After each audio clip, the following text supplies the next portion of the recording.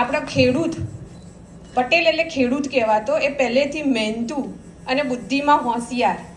ખેતરની અંદર એને 50 કે 100 વીઘા જમીન હોય ને તો પટેલ અને પટલાણી સવારે 3 વાગે ઉઠીને ખેતરમાં નીકળી જતા, એવો મહેનતુ વર્ગ. ભલે આપણે ખેતી છોડી છે પણ આપણે વ્યવસાયિક પકડ્યા છે, આપણે વિદેશની પણ વાટ પકડી છે. વિદેશની અંદર પણ અમેરિકામાં પણ આપણા મોટેલો સૌથી વધારે હતા. એક સમય એવો હતો કે અમેરિકાવાળાએ વિઝા બંધ કરી દીધા હતા. એમને પણ બીક હતી કે આ પટેલોની સંખ્યા વધી જશે તો અમારા છોકરા ભૂખ્યા મરશે. એટલે વિદેશોને પણ આપણી બીક લાગે છે.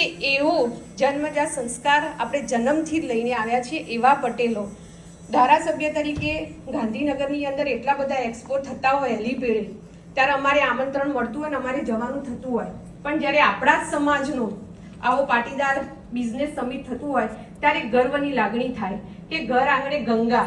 આપણે આમ બોટલો ભરી બહાર જઈએ ત્યારે બોટલો ભરીને લાવીએ, પણ ઘર આંગણે ગંગા હોય ત્યારે ડૂબકી લગાડી દઈએ.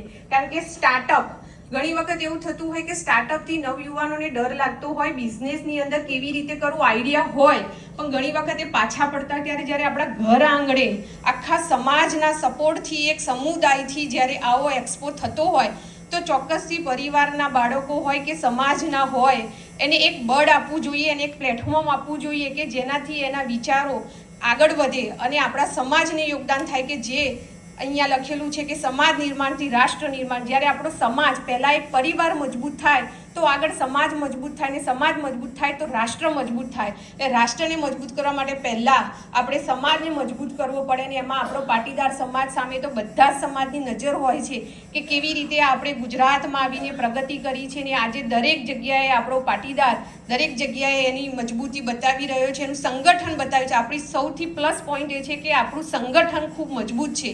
જ્યારે સંગઠન મજબૂત હોય ત્યારે તમે વિકાસના ફલક ઉપર પહોંચતા વાર નથી લાગતી. જ્યારે આપણું આટલું મોટું સંગઠન, અને હું તો એટલી નસીબદાર છું કે 2 વખત થયું ત્યારે ગાંધીનગરમાં મેયર હતી ને અત્યારે ધારાસભ્ય છું. 3જી વખતે મને આ ગ્લોબલ સમિટનો અવસર મળી રહ્યો છે ત્યારે, અને 4 વખતે સફળતાપૂર્વક આ પાટીદાર સમાજની ગ્લોબલ સમિતિ પરિપૂર્ણ થઈ.